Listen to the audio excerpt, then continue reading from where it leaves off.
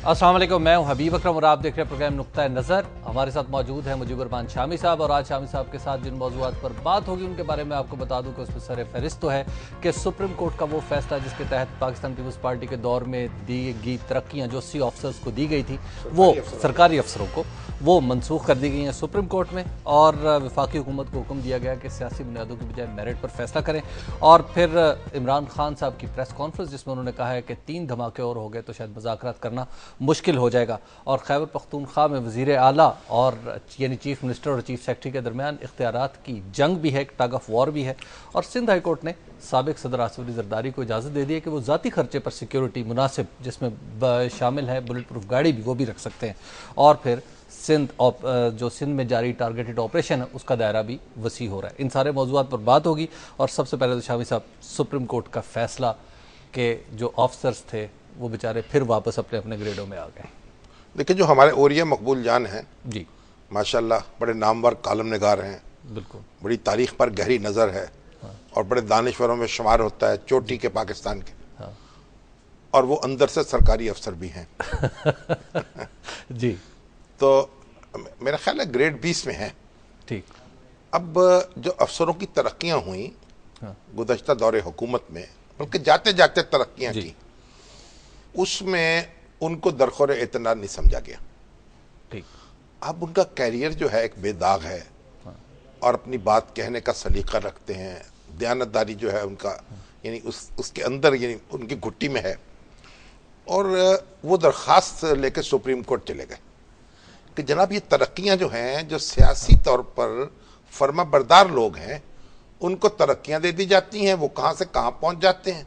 हाँ। और जो अपने कायदे और ज़ाब्ते की पाबंदी करते हैं, हुक्मरानों की मर्जी जो है उसकी खुशामद जो है उनकी परवाह नहीं करते और सिर्फ अपने रास्ते पर रहते हैं, कवायद और ज़वाबित के मुताबिक ज़िंदगी गुजारते हैं, उनको पीछे छोड़ दिया जाता है। बिल्कुल।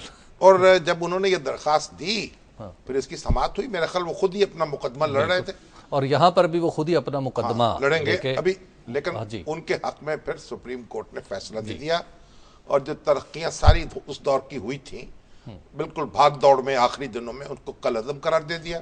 हाँ। अब ये ओरिया मकबूल जान साहब जो हैं, हाँ, वो हमारे साथ मौजूद हैं और औरिया साहब से बात करते हैं। जी, अस्सलाम वालेकुम औरिया साहब। जी, वालेकुम सलाम व रहमतुल्लाह।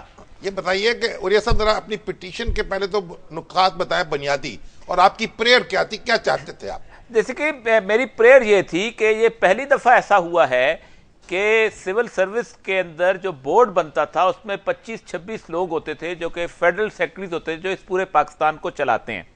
ठीक। होता यह था कि वो नॉर्मली रूल ऑफ लॉ को करते थे। इक्का दुक्का ऐसी सूरत हाल होती थी कि जिस सूरत हाल में वो कभी कोई किसी को फेवर कर जाते थे, और इसको वो कहते थे कि विजडम ऑफ द बोर्ड है, collective wisdom of the board. ठीक। इस दफा वो ये कि जनवरी के आखिर में उनके पास 22 पोस्टें थी और 11 फरवरी तक आते आते वो पोस्टें जितनी वो 88 हो गई। आहिस्ता आहिस्ता क्रिएट करते करते जब बोर्ड आया, ठीक, उन 26 लोगों में से ये जो सबको पता था कि ये सारी की सारी पोस्टें नाजायज हैं, गलत हैं, कुछ लोगों को, खास लोगों को प्रमोट करने के लिए बनाया जा रहा है सब कुछ, यानी वो पोस्टें क्रिएट की गई थी।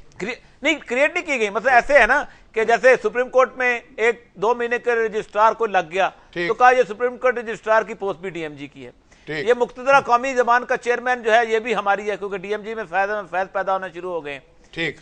इसी तरह इस्लामी नजरियाती काउंसिल की पोस्ट भी हमारी है, क्योंकि हम भी ये काम कर सकते हैं। इस तरह वो, हालांकि उन कानून के लॉ मौजूद, इन सबको पता था लॉ मौजूद है, इन सबको पता था ये मुस्तकिल तौर पर सरकारी अफसरों की तकर्रियां वहां नहीं हो सकती थी, क्योंकि उनकी अपनी एक जरूरियात हैं और खसूसियात, उनका अपने कानून है, हाँ, अपने कवानीन बने हुए हैं। और ताकि यानी मुक्तदरा का कौन आदमी होगा चेयरमैन, या इसी तरह एकेडमी ऑफ लेटर्स का कौन होगा, तो ये एक बड़े मखसूस किस्म के अदारे हैं, इनमें उसी महारत के लोग होंगे। जी सर, जी लेकिन वहां सरकारी अफसर कायम मुकाम बने पहले और फिर उन्होंने उस पर कब्जा कर लिया, तो है ही हमारा। नहीं, कब्जा नहीं, अच्छा गए भी नहीं वहां पर ना। ठीक। प्रमोशन उसके कोटे में डाल के प्रमोशन करने की कोशिश की गई। अच्छा, अब मेरा सवाल यह था कि 26 के 26 लोगों ने, एक शख्स भी ऐसा नहीं था कि जिसने कोई इख्तिलाफी नोट भी लिखा हो। अच्छा, इसका मतलब यह है कि आपकी पूरी एडमिनिस्ट्रेशन जो है जो कोलैप्स कर गई है पाकिस्तान। तो हाथ बांध के खड़े थे वो, हाथ बांध के, क्योंकि वजीर आजम होता है ना इसका चेयरमैन, तो जी नहीं, वजीर आजम चेयरमैन पब्लिक सर्विस कमीशन होते हैं, चेयरमैन। अच्छा, पब्लिक सर्विस कमीशन के चेयरमैन इसके चेयरमैन होते हैं।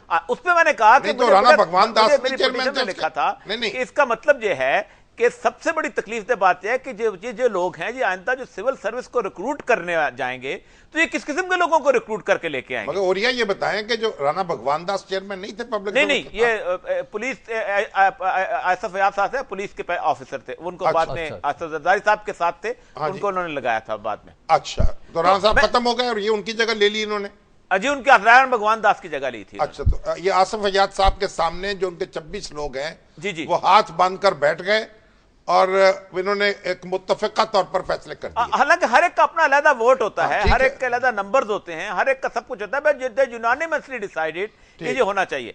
अब मैंने सुप्रीम कोर्ट में जब आप जो थे, आप ग्रेड 20 में थे और आपको 21 में जाना था। अब मुझे 21 में जाना था, मुझे उन्होंने कहा जी आपकी अभी तक केसीआर पूरी नहीं होती। उसमें बड़े फनी किस्म के सुप्रीम कोर्ट डिसीजन, बड़े मैं अपने जाती डिस्कशन नहीं करना चाहता। नहीं, मगर ये भी जरूरी है ना। अच्छा, नहीं, उसमें यह था कि सबसे बड़ी बात यह थी कि टेक्निकल ग्राउंड पे कि आपकी 2012 की एसीआर पूरी नहीं है तो हम आपको कंसिडर नहीं कर सकते टेक्निकल ग्राउंड्स के ऊपर। लेकिन हुआ ये कि मैंने उसे कहा कि सबसे बड़ी बात यह है कि इसका मतलब यह है कि हम इस वक्त पूरे के पूरे क्लैप्स पे जा रहे हैं और अगर हमने इस क्लैप्स को ना रोका तो हम तबाह हो जाएंगे। अच्छा, तो मैंने कहा था कि 2 क्राइटेरिया जो हैं वो प्रमोशंस के आप जरूरी रखें, जो कि किस किस्म के लोगों की प्रमोशन हो गई। नंबर 1 ये कि सिविल सर्वेंट जो है ना, ये बुनियादी तौर पर उसी तरह पब्लिक सर्वेंट है और इसको भी पब्लिक को अकाउंटेबल होना चाहिए जैसे बाकी लोग होते हैं। ठीक, आप सियासतदानों के आप एसेट्स आप दुनिया जहान में उछालते हो, आप बाकी लोगों को उछालते हो, जब इनकी प्रमोशन करने लगो तो इनके एसेट्स की एक लिस्ट जो है अखबार में शाया करो, ताकि अगर किसी ने कोई रिप्रेजेंटेशन करनी है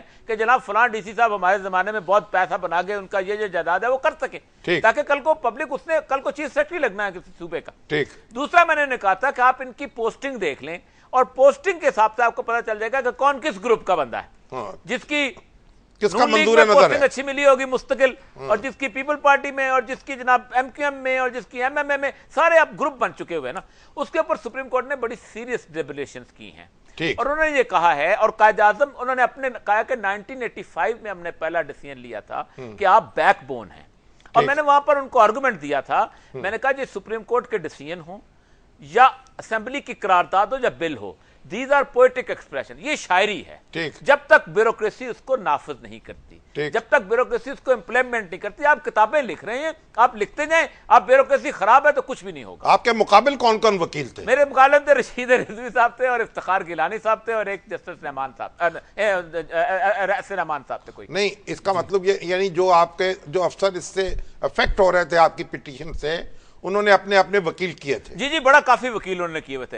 अच्छा, उसपे ऊपर यानी वकील जो थे वो गोल दर गोल मौजूद थे। गोल मैं सर अकेला, और आप अकेले?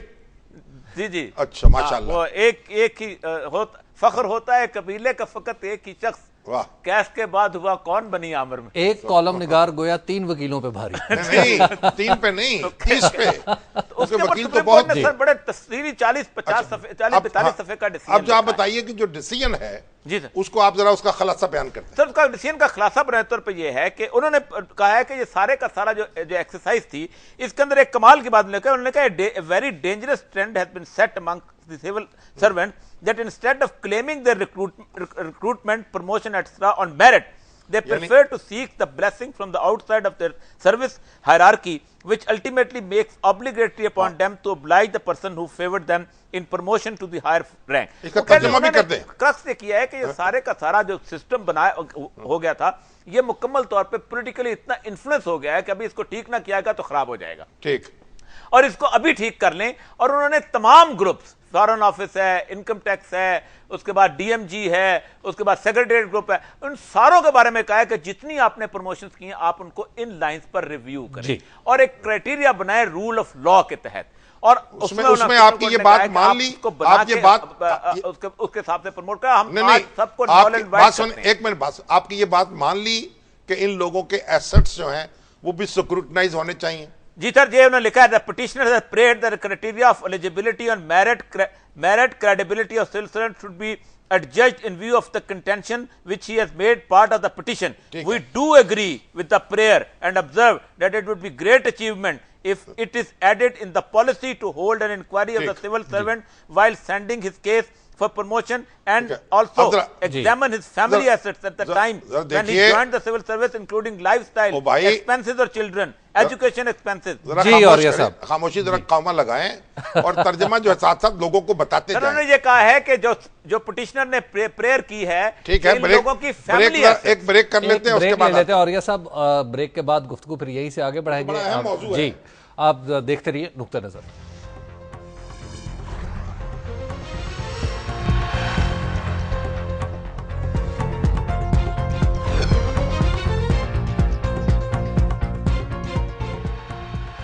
नुक्ता नजर में एक बार फिर खुशामदीद बात हो रही है और यह मकबूल जान साहब से और उन 80 ऑफिसर्स के बारे में जिनकी तरक्कियां मनसूख कर दी गई हैं। नहीं देखिए और ये बताएं आप इसको समेट लें जरा, यानी किस तरह आप इसका असर पड़ेगा और क्या होगा। यानी सारे लोग जो हैं नए सिरे से बोर्ड बैठेगा, नए सिरे से जायजा लिया जाएगा और ये लोग वापस अपनी अपनी जगह चले जाएंगे।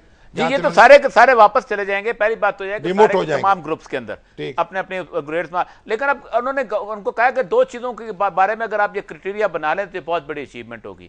एक तो ये है कि लोगों उनके एसेट्स देख लें, जब फैमिली आए थे तो फैमिली एसेट्स क्या थे और इस वक्त क्या एसेट्स हैं, उनके बच्चों की एजुकेशन क्या है, फॉरेन टूर कितने होते हैं, शादियों पर कैसे खर्च करते हैं, ये सारी चीजों को आप करें एसेस, उसके बाद आप करें। दूसरा उन्होंने कहा कि पॉलिटिकल एफिलिएशन जो है इसके बारे में आप बहुत, और को उन्होंने किनको मिलती रही जो सिविल सर्विस की स्पीच थी, यानी ग्रेड 17 का आदमी जो है वो ग्रेड 19 की जगह पे लगा हुआ है, तो इससे ये भी मालूम होगा तरक्की के वक्त जनाब ये मंजूर है जो आजकल लगे हुए हैं। हाँ, किसके थे? अच्छा ये बताएं हो रही है ये जो इस वक्त भी पब्लिक सर्विस कमीशन के चेयरमैन तो वही हैं आसिफ हयात साहब। हाँ जी है तो, लेकिन देखें ना मसला सारा ये कि अगर आप रूल ऑफ लॉ को ठीक कर लें, इससे पहले देखें उन्होंने तारक अजीजुद्दीन केस जब किया था तो उन्होंने भी कहा था कि प्राइम मिनिस्टर का ये प्रेरोगेटिव नहीं है, आप बंदे को वे करें। इससे पहले भी उन्होंने भगवान दास साहब के जमाने में जब हुआ था उन्होंने कहा था कि नहीं, आप ये नहीं है कि 15 नंबर जो मर्जी दे दें, आप 15 नंबर में डिवाइड करें कि किस तरह नंबर होते हैं और सारे बंदों को अलग-अलग नंबर दें।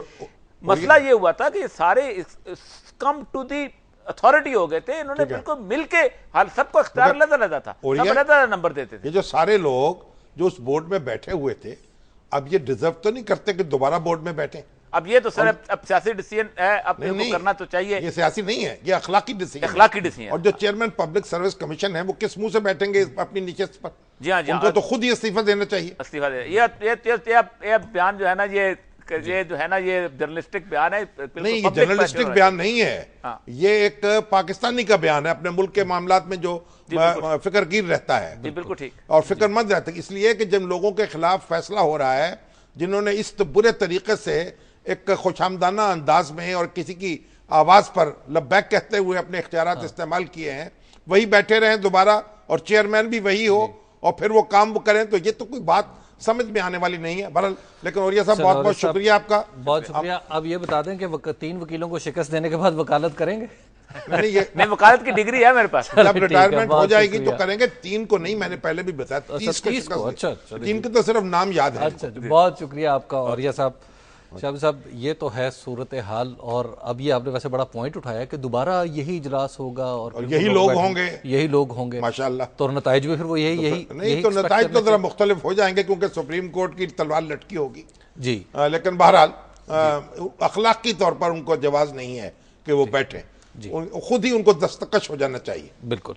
तो शाह साहब, अगली खबर की तरफ चलते हैं, वो है इमरान खान साहब। हाँ, इमरान खान साहब की खबर से पहले जी अब जरा मौलाना फजलुर रहमान साहब की खबर ले लेते हैं। क्या आपने जक्स्टापोज किया है? देखिए, मौलाना फजलुर रहमान जो है लाहौर में है आज जी, और उनकी सुबह मुलाकात भी हुई है, घंटा 1.5 घंटा चीफ मिनिस्टर साहब के साथ, अच्छा, शहबाज शरीफ साहब के साथ। ठीक। और जाहिर है कि पूरी दुनिया जहान की गुफ्तगू हुई होगी, कुछ खैबर पीके की गवर्नमेंट भी ज़ेर बहस आई होगी, कुछ तालिबान के ऊपर भी बातचीत हुई होगी, कुछ मुस्तकबिल के मंसूबे भी बने होंगे, कुछ चोरी चोरी, कुछ खुले खुले। तो बहरहाल मौलाना कुछ खोले नहीं है अभी तक, ठीक है। लेकिन बहरहाल उनकी खुशबू फैली हुई है हमारे इर्द गिर्द, ठीक है। तो कुछ तिब्बी वजूहात भी हैं उनकी। अच्छा। एक बड़े डॉक्टर साहब हैं जो हमारे फैसल मसूद। अच्छा। हाँ, वो उनके ये नहीं देखे, यानी ये अजीब बात है कि मौलाना के डॉक्टर लाहौर में बैठते हैं। हाँ जी, लाहौर में। तो फैसल मसूद साहब के पाए का डॉक्टर तो आपके तब पूरे मुल्क में है नहीं, फिजिशियन जी। और जो अच्छा, और दूसरे 2-4 हैं वो भी लाहौर में हैं, जो हमारी इत्तला के मुताबिक। कराची वाले अगर हों या पेशावर वाले तो नाराज ना हों, लेकिन बहरहाल फैसल मसूद साहब को चेकअप कराएंगे। अब्बास रजा साहब वो भी अपनी एक शान रखते हैं। अच्छा। लेकिन मौलाना के मौलज वो हैं। और इस तरीके से को अपनी कौम अपनी फिक्र करेंगे, सेहत की, कुछ कौम की सेहत की फिक्र करेंगे जी। तो अल्लाह ताला उनको सलामत रखे और इमरान खान साहब को भी सलामत रखे। और इमरान खान साहब कह रहे हैं कि जनाब 3 धमाके और हो गए ना शामी साहब, तो फिर हम मुज़ाकरात नहीं कर सकते, कोई नहीं मानेगा मुज़ाकरात की बात। देखिए असल में इमरान खान साहब जो हैं बात तो दुरुस्त कह रहे हैं, लेकिन देखिए जो धमाके रोकना है ना, धमाके रोकना तो फिर हुकूमत की भी जिम्मेदारी है ना कि वो अपने मामलात को दुरुस्त करे, जो कुछ कर सकती हो लोगों को अपने साथ इन्वॉल्व करे, चौकस रहे, और ये काम करने पड़ेंगे सारे। धमाके तो करना तो अब सामने ये नजर आ रहा है कि एक ग्रुप जो है उससे मुज़ाकरात होने की बात हो रही होती, दूसरा ग्रुप धमाका कर देता है। तो तहरीक तालिबान पाकिस्तान जो इस वक्त ज़ेरे बहस है वो इनका सबसे बड़ा ग्रुप है।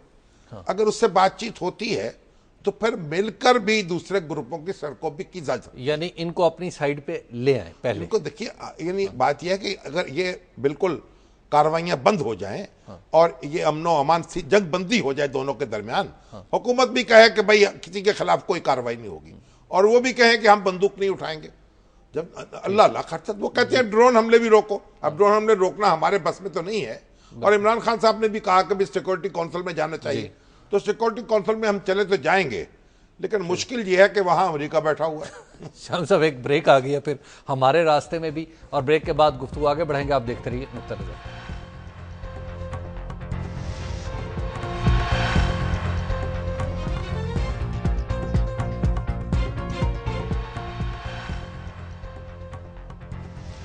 नुक्ता नज़र में एक बार फिर खुशामदीद। हम बात कर रहे थे मुज़ाकरात के हवाले से और शाम साहब बता रहे थे कि जो ड्रोन रोकने की शर्त लगाई जा रही है, कहते हैं सिक्योरिटी काउंसिल में क्यों नहीं जाते।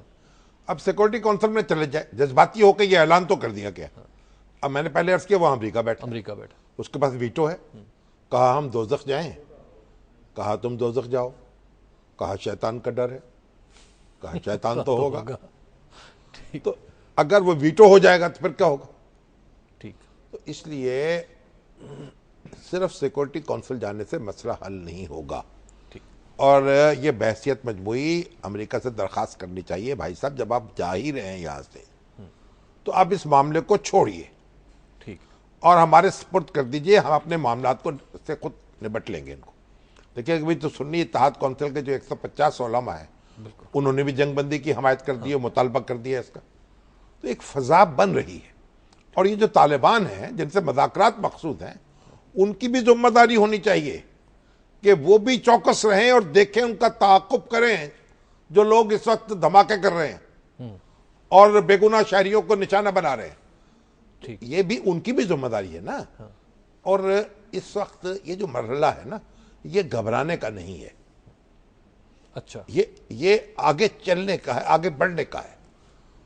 और इमरान खान साहब जो हैं, भारत देखिए परेशानी तो होती, जो लाशें उठा उठा के और मासूम बच्चों की और औरतों की और यानी बड़ जवानों की, एक हफ्ते में 140 इतनी लाशें उठा के, तो आदमी क्यों क्या कहा है उसने कि इंसान हूं, क्यों वहशत क्या है, क्यों गर्दिश है मदाम से घबरा न जाए दिल, इंसान हूं प्याला हो सागर नहीं हूं मैं। बिल्कुल ठीक बात शाम साहब। लेकिन एक और बात भी खैबर पख्तूनख्वा के हवाले से एक दिलचस्प बात भी, वो ये है कि वहाँ पे चीफ मिनिस्टर और चीफ सेक्रेटरी आमने सामने आए हुए हैं, दोनों के दरमियान इख्तियारात आमने सामने क्या आना है। वो तो देखिए बात यह है कि चीफ मिनिस्टर साहब जो हैं वो तो चीफ एग्जीक्यूटिव है सूबे के, ठीक है। अब उन्होंने हुक्म जारी किया है कि जनाब समरियाँ जो हैं, जो सेक्रेटरी समरी भेजते पहले वो चीफ सेक्रेटरी को, चीफ सेक्रेटरी उन समरीज का जायजा लेता है इंतजामी तौर पर, माली तौर पर, और फिर उसके माहौल के हालात के मुताबिक अपनी पॉलिसी के तौर पर, ठीक। तो फिर उनका जायजा लेकर वो चीफ मिनिस्टर को भेजता है। ये है रूटीन है ये। पंजाब में भी ऐसा होता है, ठीक, वहां भी ऐसा हो रहा था। अब चीफ मिनिस्टर साहब किसी बात पर नाराज हुए होंगे, समरी उनकी मर्जी की नहीं आई होगी, चीफ सेक्रेटरी ने रोक ली होगी। वैसे एक चीफ सेक्रेटरी में और चीफ मिनिस्टर में एक कदर मुश्तरक है, वो क्या कि दोनों का ज्यादा वक्त इस्लामाबाद में गुजरता है। ये अरबाब शहजाद साहब है शायद, जी अरबाब शहजाद साहब, तो उनका दिल भी ज्यादा इस्लामाबाद में लगता है, ठीक है। और जनाब खटक साहब जो है उनका दिल भी ज्यादा इस्लामाबाद में लगता है। उनका घर है हयाताबाद में। उनके बड़ी करीबी दोस्त मुझे कह रहे थे उनका घर हयाताबाद में है और वहां सिक्योरिटी मसाइल भी हो सकते हैं। और ये जो चीफ मिनिस्टर हाउस है उन पे तो जो इनकलाबी जज्बा है तहरीक इंसाफ का, उसने उनको रहने की इजाजत नहीं दी। ठीक। तो वो तो अब जाहिर है कि फिर इस्लामाबाद रहते हैं और वहां से आ जाते हैं। वाह। और आमतौर पर ये सुना गया है कि रोजाना ही रात को जाते हैं और सुबह आते हैं। हो सकता है कभी 1-2 दिन वहां भी ठहर जाते हो। बिल्कुल। और फिर पीर खाना भी वहां है। हाँ। इमरान खान साहब की पहाड़ी भी वहां है, जिसके ऊपर बैठे हुए माशाल्लाह वो आयतुल्लाह बन के। तो अब ये जो वहां की उन्होंने कुछ नागवार गुजरी होगी, कोई चीफ सेक्रेटरी ने कोई रोक ली होगी समरी। सुनी सुनाई बातें तो बहुत सी हैं, लेकिन उनमें इस वक्त में जाना नहीं चाहता। अच्छा। अब उन्होंने कहा जनाब चीफ सेक्रेटरी जो है ना, इसको समरी भेजने की जरूरत ही नहीं है। ठीक। वो हमें बराह रास्त भेजी जाए। तो उनके जो मीडिया एडवाइजर है ना शहराज पराचा, उनको मैंने फोन किया था, भाई बताओ क्या सूरत हाल है, क्योंकि चीफ मिनिस्टर साहब तो जनाब प्रेस कॉन्फ्रेंस में थे इमरान खान साहब के साथ, सेक्रेटरी जनरल साहब भी प्रेस कॉन्फ्रेंस में थे, और हमारी जो बीवी हैं क्या नाम है उनका, शीरी मजारी साहब, शीरी मजारी जी, वो भी जनाब प्रेस कॉन्फ्रेंस में थी। तो अब मैंने पूछा भाई क्या सूरत हाल है, उन्होंने बड़ी कहानी बताई। देखिए 18वीं तरमीम के बाद ये मसला ऐसे है और ये मसला ऐसा है, और कई सेक्रेटरीज की तो ये राय भी है नुक्ता नजर कि वो चीफ सेक्रेटरी के पास कोई चीज भेजने की जरूरत नहीं है। तो मैंने कहा फिर चीफ सेक्रेटरी को ओहदे खत्म कर देना चाहिए। हाँ, पैसे बचाए, पैसे बचे। और फिर मिनिस्टर तो ये भी कह सकते हैं भाई चीफ मिनिस्टर की भी कोई जरूरत नहीं, वही अपना अपना काम सारे खुद कर लेंगे, उसके भी पैसे बच जाए। और हंगामा जो होता है रोज, वो परवेज खट्टक साहब, तो मुझे तो एक साहब बताने लगे कि भाई परवेज खट्टक साहब तो बेचारे कोई नफ्सियाती मरीज बन रहे हैं। उन्होंने तो सीसीपीओ आए उनके पास, उनकी अच्छी खासी डांट कर दी, और वो रहे हुए पहले प्रोफेसर हैं जनाब सहाफत के, बाबा खेल साहब जी, तो अच्छी खासी उन्हें धुनाई हो गई। तो उन्होंने कहा भाई छुट्टी भेज दीजिए सरकार। तो चीफ मिनिस्टर साहब जो है वो परेशानी है, एक तरफ तो जनाब दहशत गर्दों का दबाव, बिल्कुल वारदातों पे वारदात, दूसरी तरफ उनके अपने जुनूनी बैठे हुए इनकलाबी जो नए नए आए हैं वो उनका दबाव, और तीसरी तरफ जनाब हजरत आयतुल्लाह जो है वलायत फकी उनका दबाव। तो वो तो बेचारे 3-4 चक्कियों में पिस रहे हैं। तो उनका गुस्सा जगा लो चीफ सेक्रेटरी पर। अच्छा। अब चीफ सेक्रेटरी से कहते जी कवायद और जवाबत जो है, भाई कवायद और जवाबत तो वही है ना वहां जो पंजाब में है। ठीक। तो भाई हम उनके बारे में नजरसानी कर रहे हैं, मुझे एक साहब कहने लगे। मैंने कहा नजरसानी कर रहे हैं तो कर तो नहीं ली ना, नए कवायद बना लिए हैं। तो भाई ऐसा करें कि दोनों साहबान जो है जरा अच्छे बच्चों की तरह रहे। उन्होंने कहा ये देर हो जाती है। तो मैंने कहा आप ये हुक्म जारी कर दें कि एक समरी जो है जिस दिन मूव होगी उसी दिन पहुंचेगी मेरे पास, चीफ सेक्रेटरी साहब पाबंद कर दें। ठीक। तो किसी सिस्टम में रहे। इनकलाब जो है ना आज की कायदे शरीयत में जो आ जाती है, जलवाए कसरत औलाद दिखा जाती है, अकबर आबादी का शेर है। बिल्कुल। तो अब ये जो इनकी आशिकी जो इनका जुनून जो है ये तो आ गया कायदे हुकूमत में। बिल्कुल। अब समझ में नहीं आ रहा कि जनाब क्या करें, बच्चे कभी कोई इधर दे रहा है कोई उधर दे रहा है। शामी साहब इस टग ऑफ वॉर में जीतने के इम्कानात किसके? तो भाई जीतो असल में तो ताकत तो है चीफ मिनिस्टर के पास, ठीक, लेकिन बहरहाल को गवर्नेंस के भी तकाजे हैं ना। तो अब ये तो बात नहीं, जमहूरियत में चीफ मिनिस्टर जो होता है वो कादिर मुतलक नहीं होता। अगरचे के दुम हलाने वाले सरकारी अफसरों ने यह बना दिया है, वो तो उनके यानी बच्चों के सामने, उनके मुलाजिमों के सामने भी हाथ बांध के खड़े होते हैं। ठीक। और यानी यहाँ पाकिस्तान में तो अजब सूरत हाल है। मुझे लग रहा है ये जो आप माहौल बता रहे हैं कहीं देखा देखा है। हाँ। तो कायदे आजम जी को अगर जब ये खबर पहुंचती होगी, वो देखते होंगे कहीं से, तो क्या उनकी जनाब करवटें लेते होंगे बेचैनी के साथ जी अपनी कब्र में कि भाई ये पाकिस्तान इसलिए बनाया था, पाकिस्तान इसलिए बनाया था यहाँ कायदा होगा, यहाँ ज़ाब्ता होगा, यहाँ जमहूरियत होगी, यहाँ कानून की हाकमियत होगी, लोगों को सुख चैन नसीब होगा। उनको क्या पता था? वो तो क्या सरकारी अफसरों को कहते रहे भाई आप जाती मुलाजिम नहीं है, फौजी अफसरों आपने दस्तूर की पाबंदी करनी है। और यहाँ सरकारी अफसर जो है बेहमियत हो जाएं, नौकरी के गुलाम हो जाएं, अपने मुफादात के बंदे हो जाएं, तो फिर उनकी दुमें जो हैं जहाँ चाहे पकड़ के हिला दें आप। शामी साहब अगली खबर है बड़ी, वो इससे भी ज्यादा इंटरेस्टिंग, वो है कि सिंध हाई कोर्ट में सदर आसिफ अली जरदारी गए और उन्हें इजाजत मिलेगी कि आप जाती खर्चे पे अपनी बुलेट प्रूफ गाड़ी भी रखें और गार्ड भी रखें, सिक्योरिटी गार्ड। तो जाती खर्चे पे रखने में भी वो ममानत है, ये मुझे समझ नहीं आज तो हो सकता है। हाँ। सरकारी गार्डों उनकी तनख्वाह वो दें। देखिए जरदारी साहब सदर पाकिस्तान है ना, साबिक जी, और साबिक सदर पाकिस्तान को सिक्योरिटी प्रोवाइड की जाती है, लेकिन अब सिक्योरिटी बड़ी मुश्किल हो गई है ना। हाँ। अब 2-4 आदमियों के बस का काम नहीं है ये। और जरदारी साहब आज भाई जहां दिन दिहाड़े यूसुफ रजा गिलानी का बच्चा उठा लिया गया बिल्कुल, और गार्ड मार डाले गए। और हमारे यहाँ सलमान शाहबाज, क्या नाम है उसका लड़के जी जी जी, शाहबाज तासीर साहब का, उसको दिन दिहाड़े उठा लिया गया। तो जहां आलम ये हो जाए वहां दो चार आदमियों के बस की बात तो नहीं है। और जरदारी साहब तो इसमें तो कोई शुबा नहीं है कि जरदारी साहब के दर पे तो लोग हैं। उनका तो चीफ सिक्योरिटी अफसर कैसे मार दिया गया, आप देखकर दिन दहाड़े। सिर्फ सब्जी लेने या उपहार लेने निकला है और जनाब गोली मार के पाक के गोली मार दी गई। तो जरदारी साहब को सिक्योरिटी की जरूरत है जी। नहीं, गोली मारी, ये धमाका हुआ ये, मतलब इसमें कोई ये गोली पहले लगी, ये धमाका पहले, कुछ भी हुआ लेकिन बस चंद मिनट में, चंद सेकंड का, बिल्कुल ऐसे। अब आप देखें कि जरदारी साहब जो हैं उनकी हिफाजत तो होनी चाहिए, क्योंकि वो और उनको सिक्योरिटी देनी चाहिए मुकम्मल, जैसी के मौजूदा सदर के पास है वैसी होनी चाहिए साबिक सदर के पास। लेकिन शामी साहब, इसके लिए अदालत में जाने की क्या जरूरत थी? वजारत दाखिला को कहते अपनी हुकूमत, हो सकता है कोई मीन में वफाकी हुकूमत निकाल देती, कोई सूबाई हुकूमत निकालती, कोई तनकीद होती, तो वो हाई कोर्ट में चले गए। उनका अपने खर्चे पे खर्चा ये है कि बिल तनख्वाहों वगैरह का वो देंगे कुछ। अभी मुझे क्योंकि फैसला मैंने पूरा पढ़ा नहीं है, लेकिन भारत जो भी है अपने खर्चे पे हो या सरकार के खर्चे पे हो, उनकी सिक्योरिटी मुकम्मल होनी चाहिए। और इस मामले में कोई तसाहुल जो है वो मुनासिब नहीं है। शम्स साहब, एक ब्रेक का वक्त आ गया है। ब्रेक के बाद हम दोबारा आपकी खिदमत में हाजिर होते हैं। आप देखते रहिए नुक्ता नजर।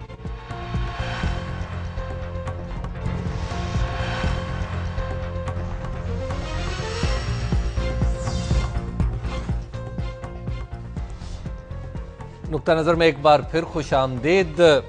आज मुझे एक बार फिर अफसोस से कहना पड़ेगा कि हम आपके सवालात लेने की पोजीशन में नहीं है, क्योंकि कुछ दीगर मौज़ूआत पर हम बात करेंगे, और जिनमें सबसे सरे फहरिस्त है शामी साहब सिंध का जो टारगेटेड, जो सिंध में कराची में ऑपरेशन हुआ था, अब वो सिंध तक फैलता चला जा रहा है। बड़ी अच्छी बात है, इसलिए कि वो जो लोग हैं दौड़ भाग के कहीं हैदराबाद जाएंगे, कोई सखर जाएंगे, कहीं और जाएंगे, उनका ताक़ुब करना चाहिए। जैसे कायद आज़म ने फरमाया था ना कि इनका ताक़ुब करेंगे हम अपने दुश्मनों का, दरियाओं में, सहराओं में, समंदरों में ताक़ुब करेंगे और चुन चुन के इनको निशाना बनाएंगे।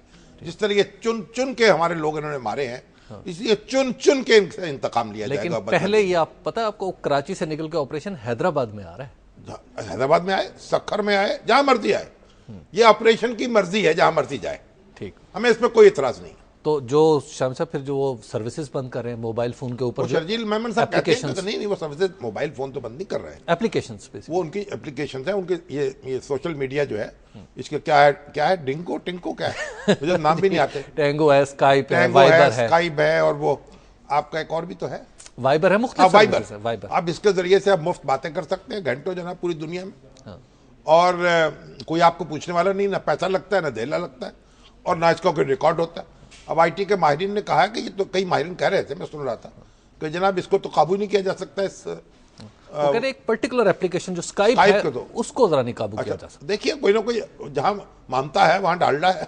कोशिश की जाएगी तो ये भी काबू आ जाएगा।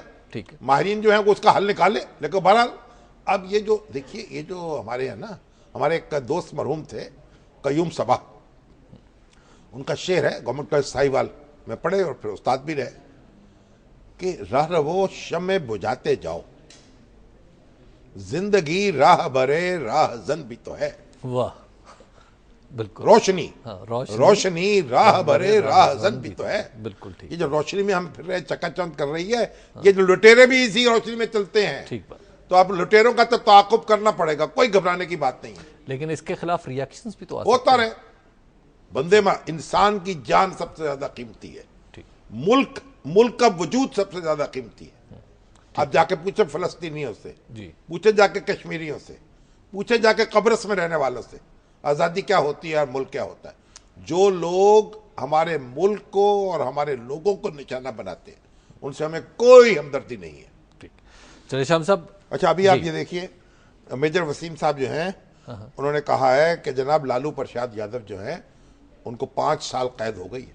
बिल्कुल, रेलवे तो बेचारों ने ठीक चलाई थी, लेकिन बस लेने के देने पड़ गए। हम सब, हम भी कभी ऐसा दिन देखेंगे किसी बंदे को पकड़ा जाए, जुर्म साबित हो। यहाँ भी ऐसा आएगा, जब पकड़ते हैं तो फिर उनके हामी कहते हैं जनाब ये तो बड़े मासूम थे।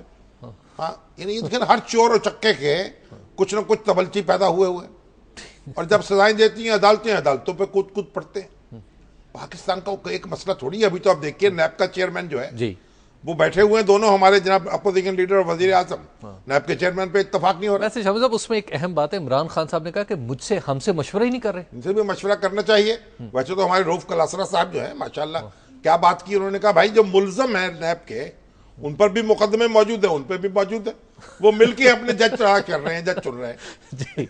तो ऐसा जज ढूंढने की कोशिश हो रही है जिससे जो एक सुलह सफाई से रहे। अच्छा, ये उनका ख्याल है।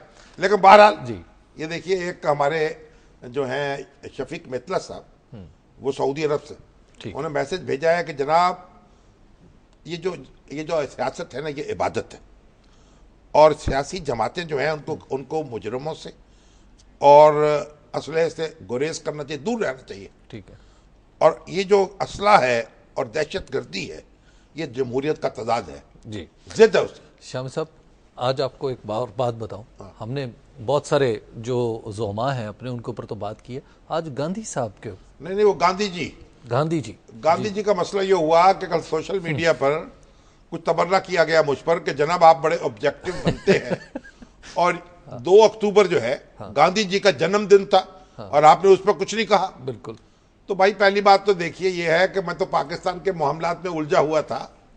वैसे गांधी जी का मैं बड़ा एहतराम करता हूँ, वो एक बड़े लीडर थे, आज़ादी की जंग लड़ी, उसमें हिस्सा लिया और उनसे इख्तलाफ भी देखिए, वो इख्तलाफात फिर मुस्लिम लीग और कांग्रेस में जो हुए वो हुए। गांधी जी अदम तशद्दुद के जरिए से एक नमूना। अब ये जो हमारे तालिबान है ना और ये जंगजू हैं और जो बंदूक को ताकत का सरचश्मा समझते हैं, गांधी जी ने हथियार के बगैर जिद्दोजहद की। बिल्कुल। और ये गांधी जी की जो जिद्दोजहद है आज भी दुनिया उसको याद करती है कि आप गोली नहीं चला रहे, आप बम नहीं चला रहे, आप किसी के ऊपर हमला नहीं कर रहे, अपनी जात जो है उस पर दुख झेल रहे हैं और अदम तशद्दुद के जरिए अपने दुश्मनों को ज़ेर कर रहे हैं। तो वो एक बड़े आदमी थे और वो जब देखिए जब रुखसत हुए, पाकिस्तान बन गया, तो उन्होंने हिंदुस्तान की हुकूमत से कहा पाकिस्तान के हिस्से के पैसे इसको दे दो। वो हुकूमत तो पैसे दबा के बैठ गई थी। हाँ।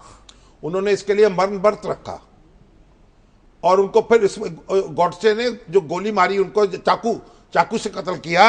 उसने कहा ये पाकिस्तान को तवाना कर रहा था। यानी उन्होंने जो पाकिस्तान के हक में गुफ्तगू की वो उनकी जान लेने का सबब बन गई। फिर फिरका वार फसादात को रोकने के लिए जिद्दोजहद की। और अगर गांधी जी के फलसफे पे भारत की हुकूमत अमल करती तो पाकिस्तान और भारत में आज एक मसाली ताल्लुकात होते। और जब गांधी जी रुखसत हुए हैं तो आपको मैं एक बात और अर्ज करूं, कायदे आजम जिंदा थे और पाकिस्तान में तातील हुई है, गांधी जी आम तातील। अच्छा, उनके सोग में। ठीक। और झंडा सरनगू हुआ। और जब लियाकत अली खान को गोली का निशाना बनाया गया तो भारत में दिल्ली में लाल किले में जलसा हुआ, जलसा ताज़ीती जलसा, आम जलसा। वाह। पंडित जवाहरलाल नेहरू ने उसमें तकरीर की है, वजीर आजम हिंद ने, और पंडित राजेंद्र प्रसाद जो सदर जमहूरिया हिंद थे उन्होंने प्रिजाइड किया उस जलसे को। अच्छा। सारी मुश्किलों के बावजूद और बहरानों के बावजूद हम एक दूसरे के दुख में शरीक रहे हैं। और आज भी क्या अजब है कि हम एक दूसरे के दुख में शरीक हो जाएं और एक दूसरे की खुशियों को हसद की निगाह से न देखें और एक दूसरे की खुशियों को अपनी खुशियां बना लें।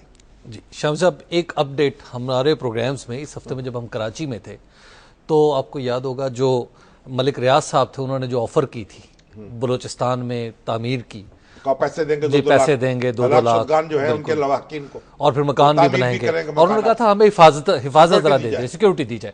तो उस पर फिर वजीर आला ने कहा हमारे प्रोग्राम में कहा कि हाँ हम देंगे। तो कल मुलाकात हो रही है चीफ सेक्रेटरी बलूचिस्तान की बाबर याकूब फतेह मोहम्मद साहब की मलिक रियाज साहब से और जिसके बाद या उनके नुमाइंदे से, जिसके बाद मामला जो है वो आगे बढ़ते। बाबर याकूब फतेह मोहम्मद है ना जी, बहुत ढंग के अफसर है, ऐसे अच्छे अफसर हैं, ऐसे एफिशिएंट हैं कि कम अफसर जो है इस मैयार के होंगे।